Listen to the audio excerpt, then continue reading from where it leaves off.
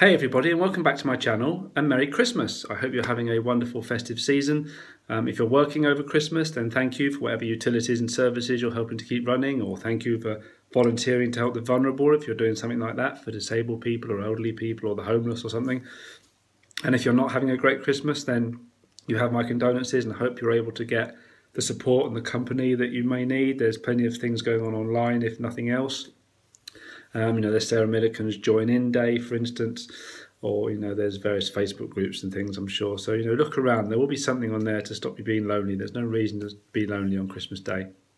But, yeah, other than that, I hope everyone is having a lovely Christmas day. And for me, this is a particularly significant Christmas because it's our first proper Christmas since moving to London for my mother and I. So it means a lot to us, this one.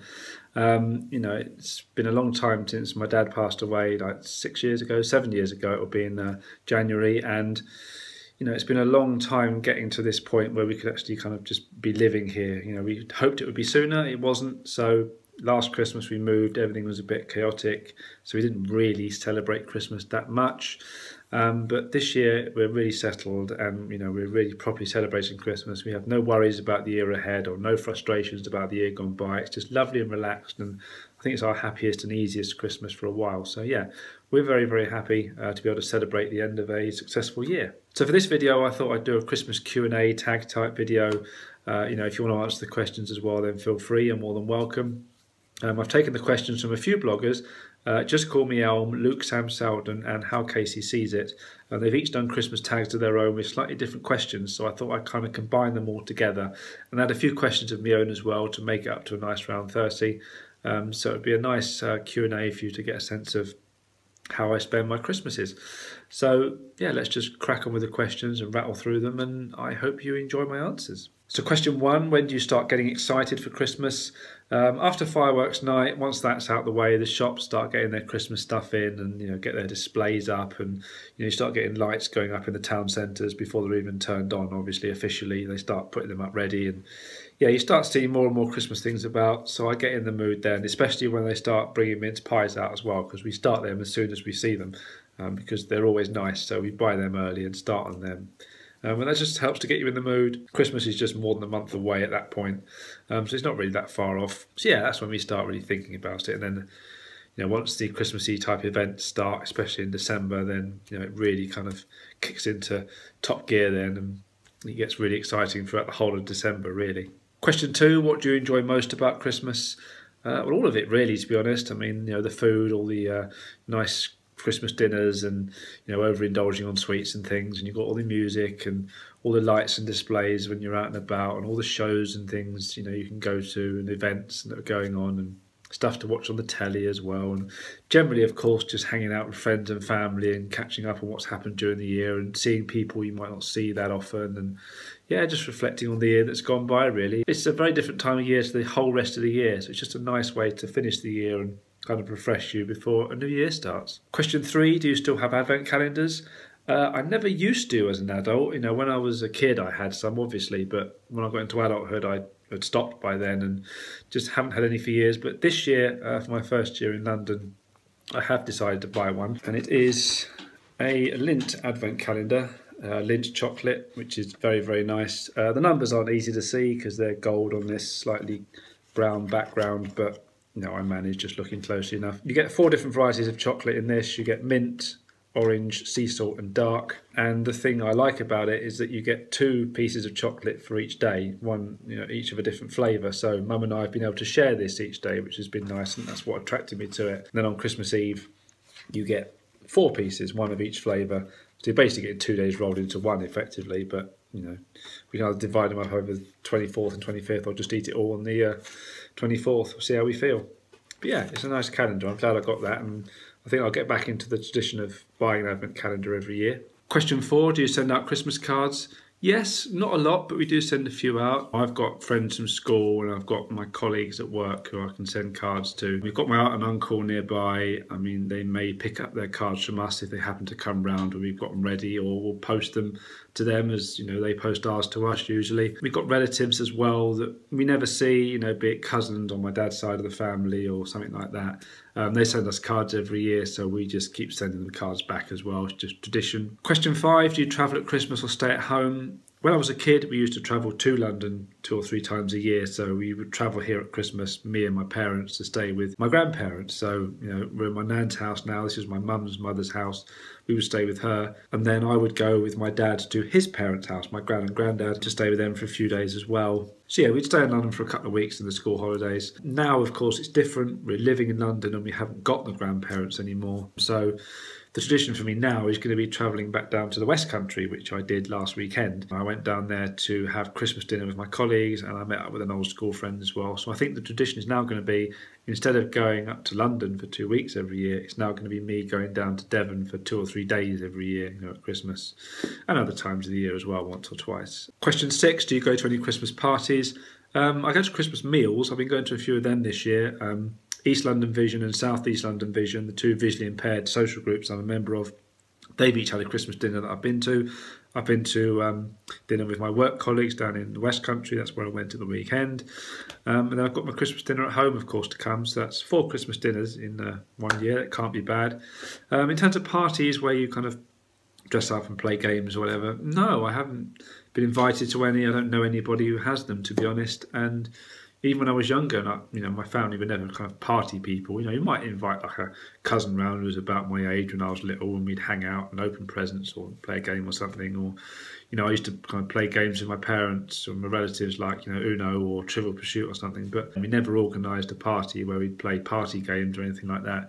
It just wasn't the sort of thing we did. So no, I haven't really done that kind of thing. If I did get invited to a party while I'm in London, in the years to come, then sure, I'd definitely consider going. If I feel it's safe to get back home afterwards, if it's going to finish late, obviously, because if you've had a bit to drink or you're leaving particularly late, say, gone midnight or something, then I'd have to be able to get home safely or find somewhere to stay. But yeah, I would go to a party if I was invited to in future years and I was able to get to that, yeah. But no, at the moment, I've not been to any Christmas parties this year. I've been very happy with the meals as it is, because it's been my first really social Christmas in that respect. Beyond just a home and a work do, I've been going to other meals as well. So I've already expanded kind of my social activities at Christmas, which is great. It's made a real difference. It's been wonderful. Question 7, do you decorate your house?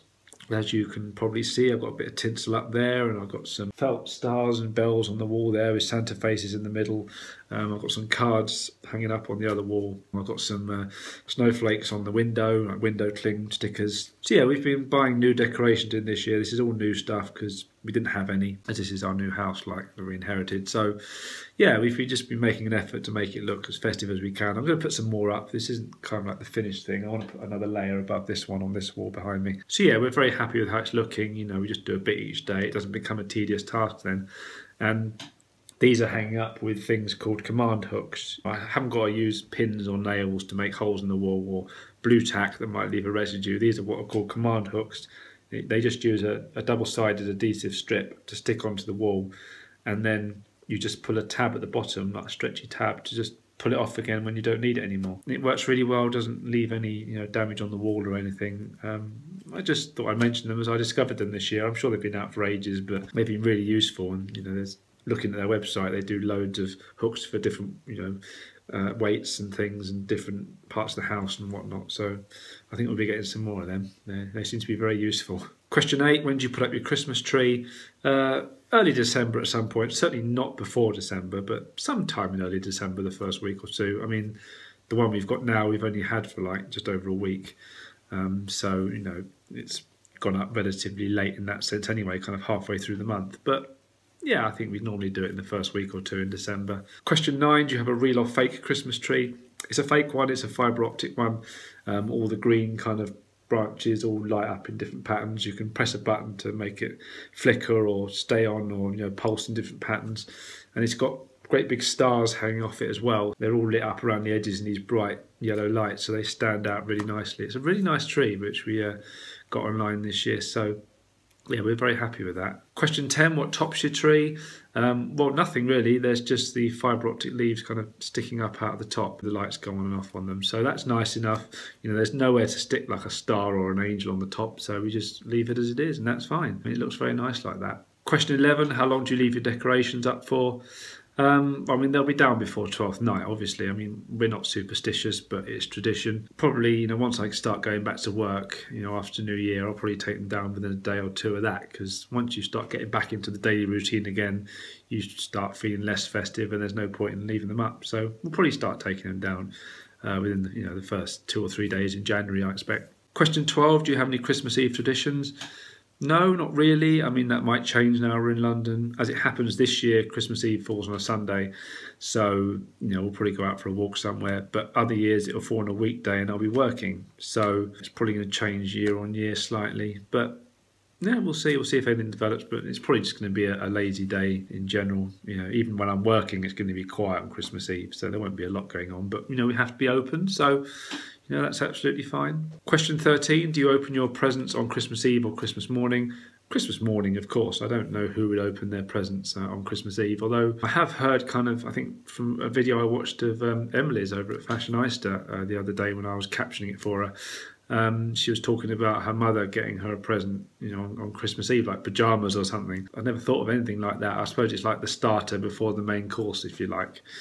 Just a little present on Christmas Eve to get you in the mood for Christmas Day, but we never did that. But evidently it must be a tradition for some people, I guess. Question 14, what's the best Christmas present you've ever received? Probably video games, console or video games when I was a kid, something like that. Nothing else major springs to mind particularly, especially as my mum's blind, and she relies on my help to buy things anyway, be it, outside or online or whatever. She can't go out and get something to surprise me, so we basically just ask each other, what we want, and then we get it. Simple as that. So there's been no major surprises really in that sense. If I want something, I'll ask for it, and vice versa. So it's fine. We have quite easy Christmases that way really. I haven't got to worry about what to get each other because we just tell each other. Question 15, which do you prefer, giving or receiving presents? Well, giving presents is always best, of course, because you get to see people's reactions, especially if it's something they really wanted and really like. But, receiving presents is good too, of course, but it's not as essential, obviously. But the act of giving is nice. Question 16. As a kid, what was the one crazy, wacky, extravagant gift you always asked for but never received? I don't think I did ever ask for anything extravagant, to be honest. I mean, I only ever asked for things that I knew my parents could get and could afford. I was quite a quiet and normal kid in that sense. Maybe I'd say I want, a DVD player or a video game or a new console one year or something like that. But I never asked for anything mad that they couldn't get. I just wasn't that type of child, really. Question 17, when and how did you learn about Santa Claus? Quite early on, I suspect. I can't remember exactly when, but it was quite easy to figure out that it was my dad. So, yeah, it wouldn't have taken me very long to work that out. Question 18, did you take part in school plays at Christmas? Yes, I was in all of them when I was there, apart from one that I almost missed because my granddad died just beforehand, so I had to come to London for the funeral. I did get back in time for the play, but I ended up having a very minor role while I was in the band or something. I can't remember what happened, but I didn't get the main role I was going to have at the time. But apart from that, yeah, I've had roles in school plays of various descriptions, either in the band or as a role within the play itself. So the very first play I remember was called Tarfer and the Trolls, and despite being quite a shy kid, somehow I had like the leading role of Grandfather Tarfer in that and managed to pull that off. Well, there is the old story about the stone. It's meant to be very clever and very strong. I recall one or two times where he has helped us in the past, many years ago. Where can we find him? I'm afraid I'm not sure. I've never seen him, not my father, nor his father before him. All I know is that he lives in a place of ice somewhere in the North Pole. Then we must seek him out. Great, let's get ready. We must leave as soon as possible. Well, if you're sure. We had various other plays, like there was a medieval play, and I had to carry in a boar's head into like the medieval banquet, singing a song that had a chorus in Latin. There was one called Ocean World, which was set in the sea. There was one about Christmas around the world, so different kind of mini plays about Christmas in different countries. And then my favourites were one called Stateside Express, which was a musical road trip across America, if you like. You had songs like, Hello Dolly and Three Wheels on My Wagon and Old Man River and things like that. And there was a Can-Can sequence and a Bugsy Malone sequence and various other things. It was a really, really fun and varied play.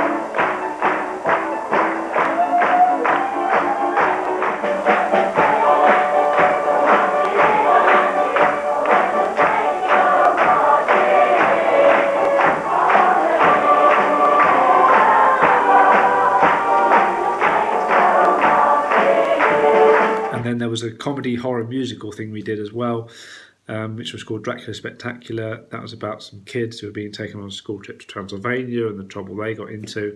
And I was a main character in that. That was really fun. There was a lot of good humour in there.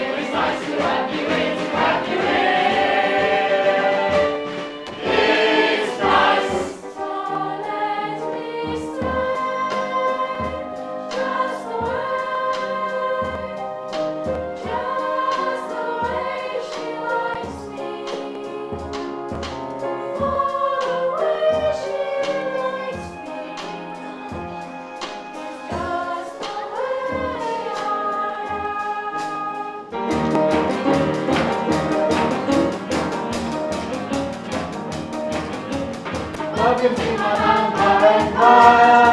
Holly Bobby's Mystery Hill. Reading to read the genius. Every second of the million thrill.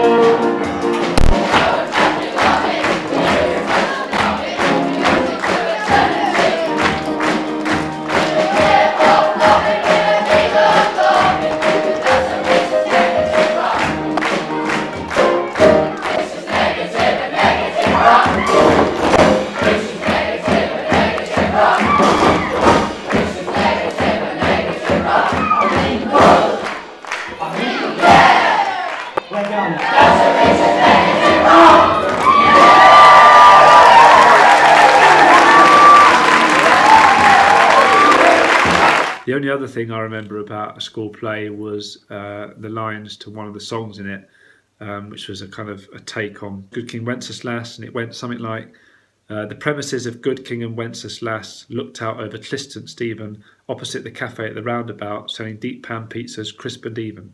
I don't know why I've remembered that after all these years, but I have, weirdly. But yeah, I used to really enjoy school plays because we never did the Nativity. We always did something fun and original and different every single year. So it was always interesting to see what would happen each year with those. Question 19, talk us through your typical Christmas day. I usually have a lie-in, of course, get up, open any presents we've had from our relatives like our aunt and uncle, because obviously our mum and I already know what we've got each other anyway, so there's no secrets there. We don't bother wrapping each other's presents up. Then we have lunch, of course. We'll usually listen to Junior Choice from BBC Radio 2 then, because it's like a bit of nostalgia for mum, you know, and for me. You know, a lot of the songs on Junior Choice are from like mum's youth, but likewise they kind of got transferred to me in my youth because my parents still had the tapes and things. So you have things like Nelly the Elephant and the Hippopotamus song, you know, Mud, Mud, Glorious Mud, and there's Terry Scott, my brother, there's Ernie, the fastest milkman in the West, and an extract from Sparky's Magic Piano often comes up on there, and all sorts of things like that. It's just fun and,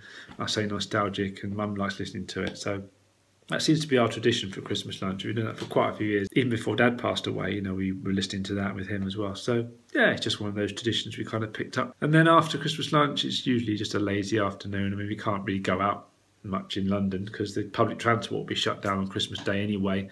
And there's not many places we could walk to. We could walk to one of the local parks if we wanted to. But I suspect it would just be like a lazy afternoon indoors, really, just sitting down and watching the telly, and then we'll have like turkey sandwiches for tea perhaps, and cake or something a bit later on.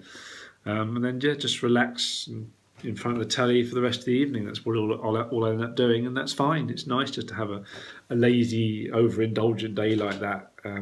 You know, when you don't have to worry about work and, you know, doing anything like that. It'll be just a nice lazy day, I think, Christmas Day. Question 20, what do you eat for Christmas dinner? It'll be turkey. I mean, in the old days we used to get a whole turkey, so Dad and I would get a leg each, or After Dad passed away, I'd get one leg one day and another leg like for dinner the next day. But now we're going to try a turkey crown this year for the first time, so just a big like breast of turkey. So that should be nice. We're getting that from Marks and Spencer's as part of their food to order service. We're also trying a 4-bird roast from them as well this year, and a gammon joint, kind of giving ourselves plenty of meat to keep us going into the new year. So it'll all be nice to try out. And with the turkey, we'll have pigs in blankets, of course, sausages wrapped in bacon, we'll have roast potatoes, Yorkshire pudding, we'll have vegetables, sprouts and carrots, peas, cauliflower, stuff like that, and then gravy over it all. So yeah, we'll have a nice big filling dinner. It'll be lovely. Question 21, what's your favourite thing to eat during the Christmas holidays? Well, the turkey dinner, obviously, that's always going to be lovely. Mince pies, as I said before, we start them in November, so we gorge on them over Christmas. I don't tend to eat Christmas pudding, I don't mind it, but I'm not a big fan of it. Same goes for like the rich fruit Christmas cakes as well, not too bothered about them. The thing that I tend to eat is called a Tunis cake. That's a Madeira sponge with like a thick layer of chocolate on the top and marzipan decorations in the middle. It's just a tradition I've always had since I was a kid, really. I think because I didn't like fruit cakes much as a kid, we found Tunis cakes and I really liked them, and it's just kind of stuck with me ever since. And they can be quite hard to find sometimes each year because the shops tend to get them in quite late as well, closer to Christmas than their other products, because Tunis cakes kind of don't last as long because like the Madeira sponge dries out quickly. I think it doesn't last very, very long. So they have to kind of get them in quite late. You have to kind of just be careful to keep an eye out for them. But I found them in M&S and Sainsbury's this year. So yeah, I've got a couple of those. They'll be nice to have. But otherwise, yeah, it's just indulging on chocolates and sweets and perhaps crisps like Pringles and things like that. Yeah, just all little treats of that nature. Question 22, what is your favourite Christmas scent? Christmas cooking, obviously all the smells wafting out the kitchen's always nice. But this year we've also got some diffusers in the house because they just seem safer to us than scented candles because Mum can't see, so she's worried about knocking into them or brushing against the flame or something. So it just seems much safer to have diffusers. And they're basically just a jar of this perfumed liquid that you have these like reed sticks in, and the liquid just kind of gets absorbed up the stick and then evaporates into like the air in the room. So it just has a very gentle kind of smell emanating into the room throughout the day. It's not a strong smell, you don't always notice it when you go into a room sometimes, but sometimes you'll go into a room and notice, the nice fresh smell that's in there. So we've got a vanilla one in the kitchen. I've got an apple one in my bedroom upstairs, and they're very, very nice. They're very, very good. We've got a whole batch of them from M&S this year, 5 of them for different rooms in the house. So yeah, they're very nice. They'll keep us going for a nice little while. Question 23, what is your favourite Christmas movie? Die Hard. I know a lot of people don't think it's a Christmas movie, and a lot of people do. I'm on the side of the people that do, because it is set at Christmas. It's an amazing action film. Home Alone is fun as well. Home Alone 2 is not too bad either. Beyond that, yeah, not worried about that. And The Muppets Christmas Carol is fun as well, if I have to pick a third. But Die Hard's my top favourite. Question 24, what are your favourite Christmas songs? I could go on about this forever because I have a big music collection, as you know, if you followed me for a while. So I have a lot of Christmas songs in there. I've written a whole blog post on it, and I've created a Christmas playlist of lots of Christmas songs that I have and I enjoy. But my top ones are things like Slade's Merry Christmas Everybody and the Pogues and Kirsty MacColl, Fairy Tale of New York. Those are my top 2. You've got Shakin' Stevens, Merry Christmas Everyone. You've got Driving Home for Christmas by Chris Rea, Step Into Christmas by Elton John, and Wonderful Christmas Time by Paul McCartney, Happy Christmas, War Is Over by John Lennon, Band Aids Do They Know It's Christmas. There's the Wizard song as well, I Wish It Could Be Christmas Every Day. Stop the Cavalry by Jonah Louie, and In Dulce Jubilo by Mike Oldfield. That one springs to mind because we used to dance around the pool table to that in our boarding house at school. It's a jolly little tune you can just dance along to. You'd know it if you heard it. And then there are other things that people are less aware of, like Dennis Waterman and George Cole doing What Are We Going to Get for Her Indoors as their characters reminder. That's a really fun song. Status Quo did a song called It's Christmas Time. I've got a Wurzels Christmas album. I mean, the list just goes on and on and on. And I've missed various classic songs out, just rattling them off like that. Check my Christmas songs blog post and the playlist I put together, and that'll give you a really big sense of a lot of the songs that I know and enjoy. I just love listening to Christmas music, and I like having a big variety of it so it doesn't get too repetitive. Question 25, what are your favourite Christmas TV programmes? My tradition at the moment is Doctor Who, of course, because they have a Christmas special every year, and this year's special being Peter Capaldi's last episode will be very interesting. He's meeting the first Doctor in this one, so that'll be very interesting. It's Stephen Moffat's last show as showrunner as well, so it'd be interesting to see how he bows out. I think it'll be very, very good. But I like comedies as well. The Only Fools and Horses Christmas specials are always a tradition every year. They're always great. The Father Ted Christmas special is an absolute classic. That's always hilarious. Blackadder's Christmas Carol, that's very good as well. It's a wonderful comedy take on the Christmas Carol story. The Good Life Christmas special, that's really sweet and funny as well. Mum and I always watch that every year. Porridge, they did a couple of Christmas specials. Another great comedy with Ronnie Barker, of course. Bottom, they did a Christmas special, Rick and Aid. That was really fun in their typical anarchic fashion. Dad's Army, there's a few Christmas specials of that, of course, which the BBC will inevitably show because they put it on every week. One Foot in the Grave, they had some good specials at Christmas time, as did Some Mothers Do Have 'Em and The Vicar of Dibley. They were all very good Christmas specials.